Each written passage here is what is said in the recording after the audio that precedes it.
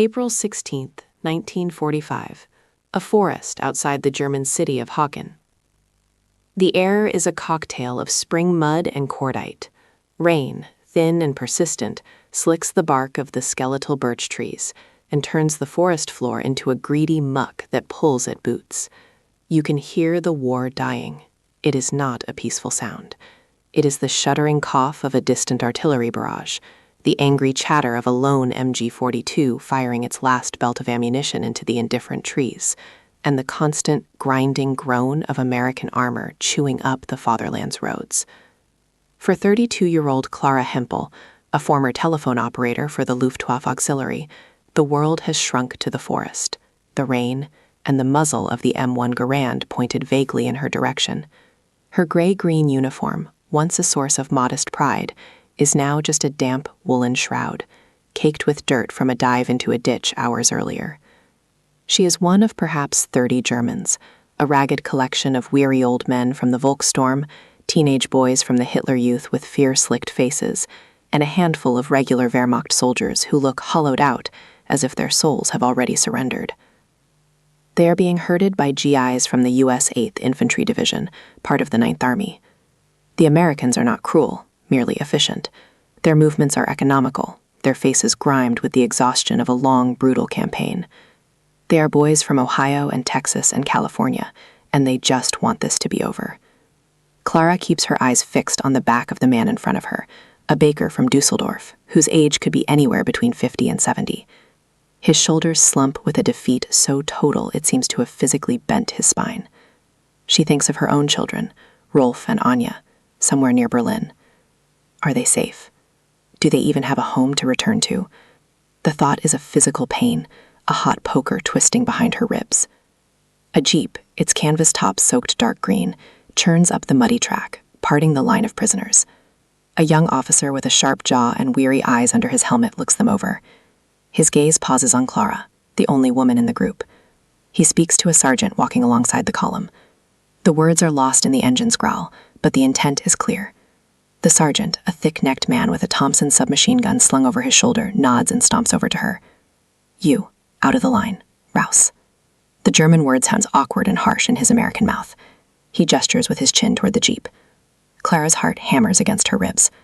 Separation is never good. In this chaotic, dissolving world, the herd offers the only safety. To be singled out is to become a target. The baker in front of her doesn't turn, doesn't look. No one does. Each prisoner is an island of private misery. 2 soldiers pull her from the line. Her feet feel like lead. They guide her to the jeep, their grips firm but not violent. The young officer looks at her, his expression unreadable. He says something in English she doesn't understand. He tries again in broken German. Name? Rank? She tells him, her voice a dry rasp. Clara Hempel, Luftwaffenhelferin. He scribbles in a small waterproof notebook. Then he points down a side track, deeper into the woods, where a cluster of tents and a captured German Kübelwagen are parked under the dripping trees. It's a temporary command post. You go there, he says. Interrogation. The word hangs in the damp air, cold and metallic. The main column of prisoners shuffles on, vanishing into the gloom of the forest, leaving her behind. She watches them go, a profound sense of abandonment washing over her. The jeep's engine revs, and as it pulls away, she is left standing with 2 guards, alone in a darkening wood, miles from anywhere she knows, with the war's last unpredictable convulsions happening all around her. The rain falls harder, plastering strands of blonde hair to her cold skin. She has never felt so utterly alone. The command post is little more than a muddy clearing dominated by a dilapidated stone farmhouse. Its windows are blown out, the roof pocked with shrapnel holes. Smoke curls lazily from a makeshift chimney pipe. This is not the 8th Infantry Division's command. The patches on the soldiers' shoulders here are different, unfamiliar. They carry themselves with a harder edge, their gazes colder, more appraising.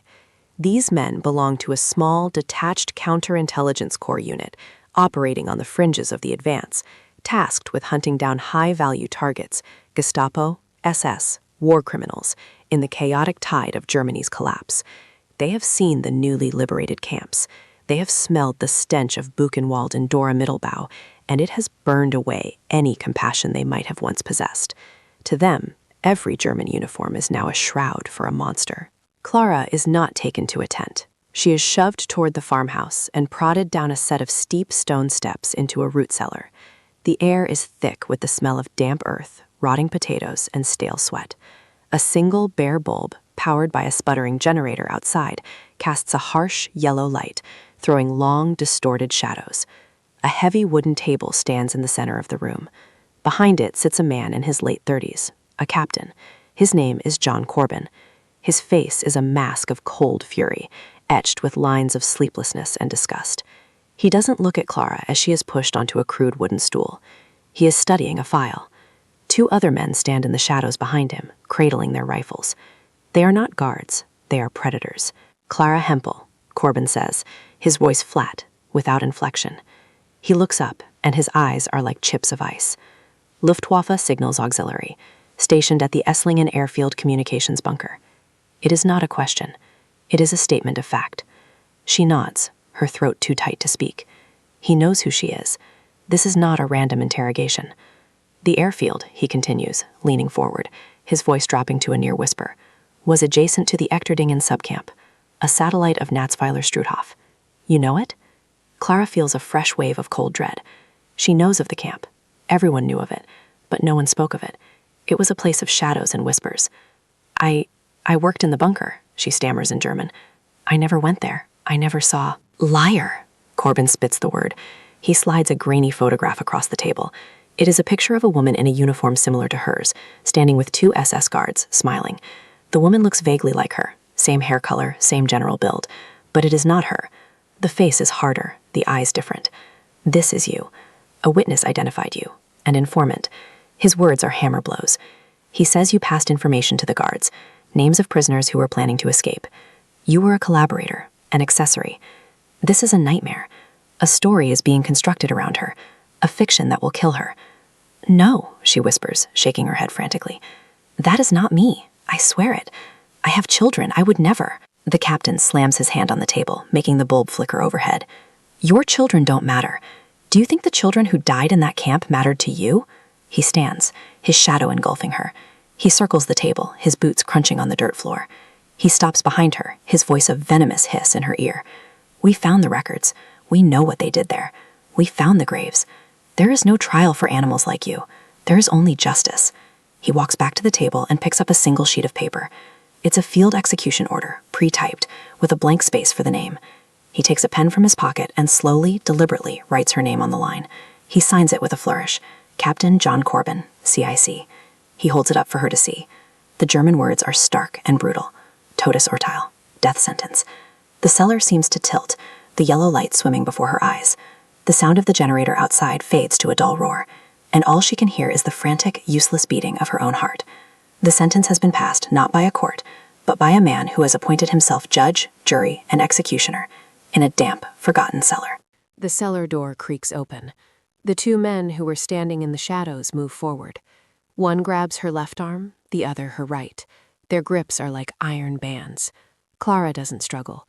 Her muscles have turned to water, her bones to dust.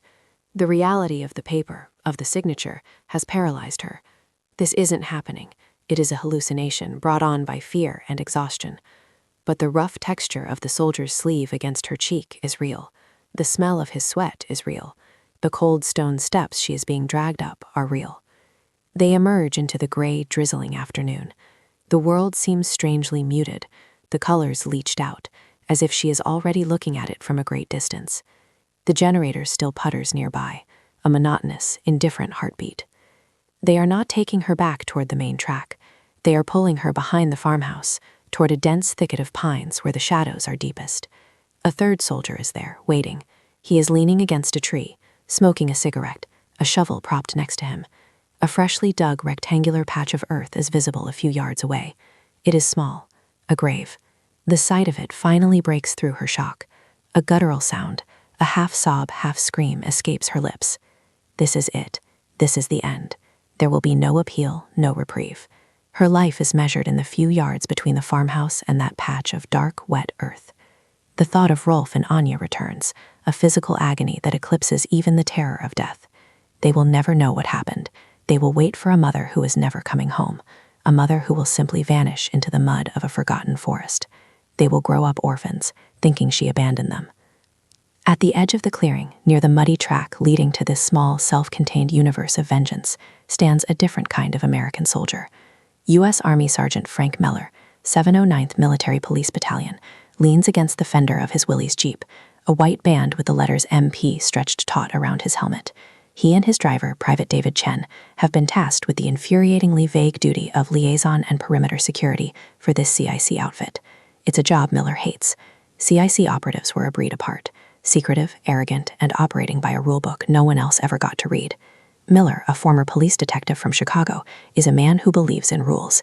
He believes in procedure, in the chain of command, in the fundamental difference between a soldier and a killer. And something about this place, this farmhouse, feels wrong. The air is thick with a grim, illicit energy. He had seen them bring the German woman in an hour ago. Now he watches as they drag her out, her feet stumbling in the mud. He sees the third man with the shovel. He sees the grave. His detective's mind slaps into focus, assembling the pieces. A lone female prisoner, a secretive CIC unit that's been near a liberated camp, a freshly dug hole in the ground. There is no firing squad being formally assembled. There is no chaplain.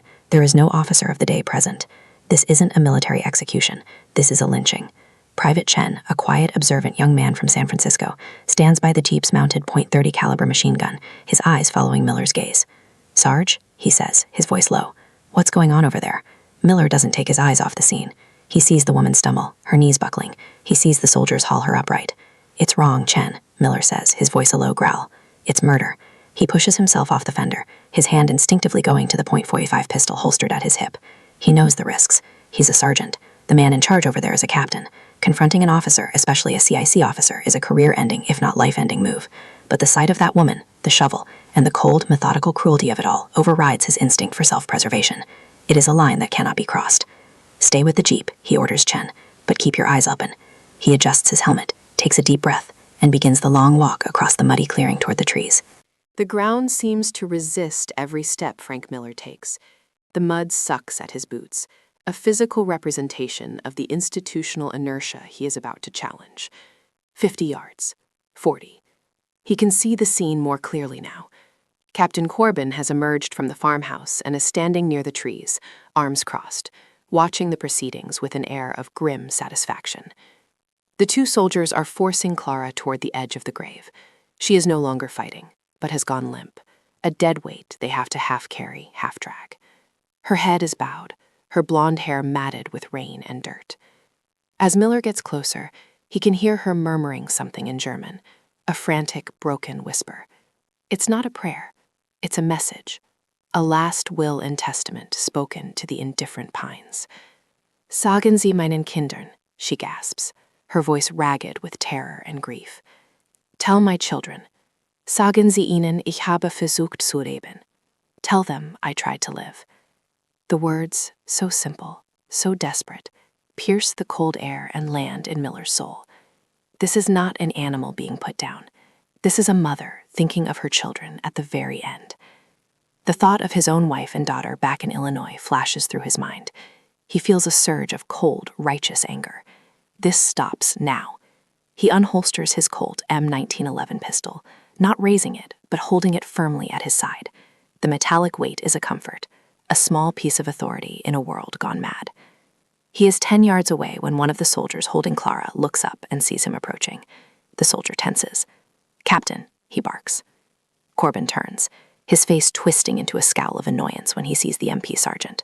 "What the hell do you want, Sergeant?" he snaps, his voice dripping with condescension. "This is a restricted area. Get back to your post." Miller comes to a stop, planting his feet in the mud. He ignores the two soldiers who now have their M1 carbines pointed loosely in his direction. He keeps his eyes locked on Corbin. "Captain," Miller's voice is steady, respectful but firm, the voice of a cop who has stared down armed men before. "I need to see the charge sheet and the execution order for this prisoner, sir, as per U.S. Army regulations and the Geneva Convention." Corbin lets out a short, incredulous laugh. "Regulations? The Geneva Convention? Sergeant, this is a spy and a collaborator in atrocities. She forfeited her rights when she served a regime of murderers. Now turn around and walk away before I have you arrested for obstructing a field command." "With all due respect, Captain, you have no authority to issue that command," Miller says, his voice dropping, getting harder. "This prisoner was processed by the 8th Infantry. Her transfer to your custody without proper paperwork filed with the Division Provost Marshal is a breach of protocol. A summary execution without a formal court-martial is a capital crime under the Uniform Code of Military Justice, sir. He uses the word sir like a weapon. Behind him, Miller hears the distinct metallic clank of a bolt being pulled back on a heavy machine gun. Private Chen, ever watchful, has chambered around in the Jeep's 30 tall. It is a quiet, unambiguous statement. Corbin's eyes flicker past Miller toward the Jeep, and his ways hardens. The bluff has been called. "Are you threatening me, Sergeant?" Corbin says, his hand moving toward his own sidearm. The two soldiers holding Clara have now turned fully toward Miller, their rifles held at the ready. For a moment, time seems to stop. There are 5 armed Americans, a terrified German woman, and a shallow grave in a muddy clearing. The war against Germany is all but over, but a new, terrible war is about to begin. As Clara slumps to her knees, finally collapsing from the sheer weight of fear, the forest holds its breath, waiting to see whose bullets will be the next to fly. The silence in the clearing is absolute, broken only by the patter of rain and Clara's ragged breathing as she lies crumpled in the mud.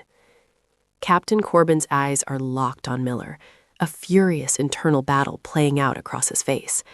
He is a man who has seen the absolute worst of humanity in the camps, a man fueled by a righteous, all-consuming hatred. In his mind, this is not murder, it is sanitation. But he is also an officer of the United States Army, and the quiet, immovable sergeant in front of him represents an order he has chosen to defy.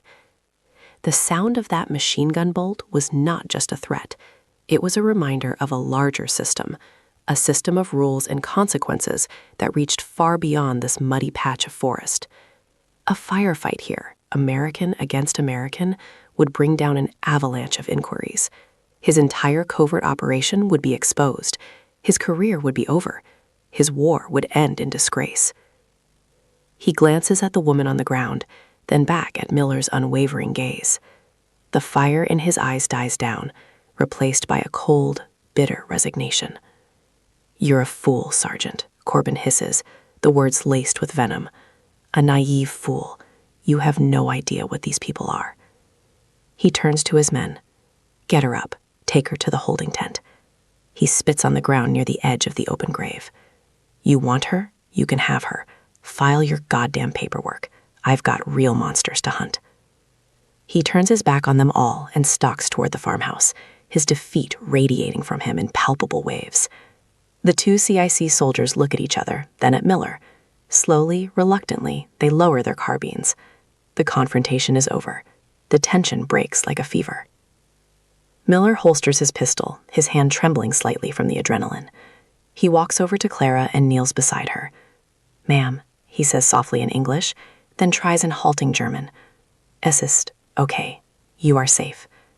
She looks up at him, her eyes wide with a confusion that has not yet given way to relief. The sentence has been lifted, but she is still trapped in the nightmare. Miller and Chen help her to her feet. She is surprisingly light, as if the terror has burned away part of her physical substance. They don't take her to the CIC holding tent. Miller has no intention of leaving her anywhere near Corbin. They guide her to their Jeep. Private Chen gives her a canteen of water, and she drinks greedily, spilling it down her chin. Miller gets on the radio. He doesn't call the provost marshal right away.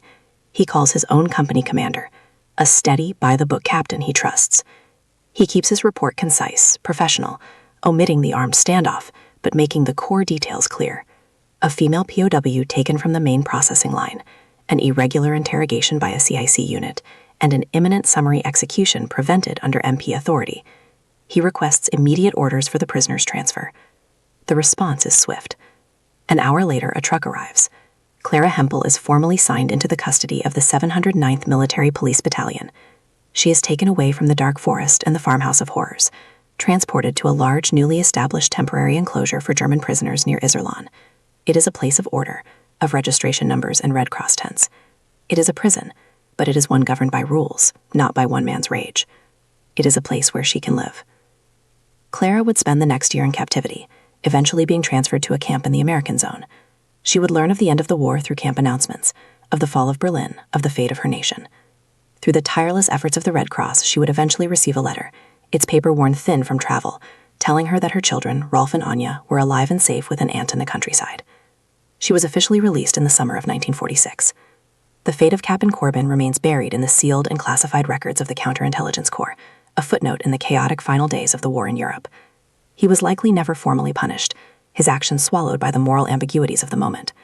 But for two soldiers, a Chicago cop and a quiet kid from San Francisco, their actions on that rainy April day were not ambiguous at all.